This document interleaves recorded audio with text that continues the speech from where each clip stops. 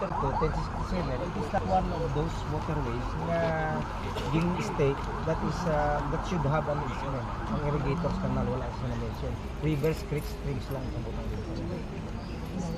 So, pabayaan. So what is not included is excluded. Exactly, fine, diba?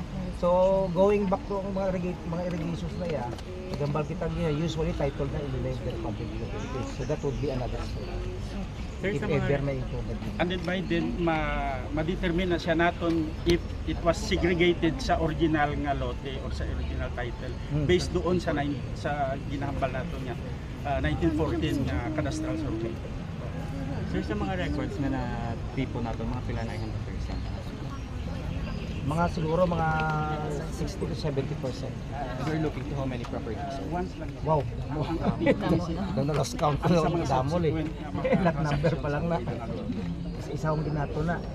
Eh, bala man nato may usual may mga regular targets makamit o accomplish. So, although hindi ba namon target na, however, we are the DNR is the one obliged or has the jurisdiction in the survey, management and disposition of public lands.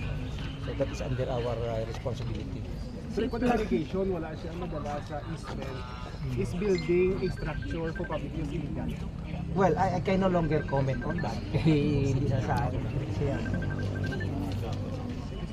Thank you. Okay, masaya.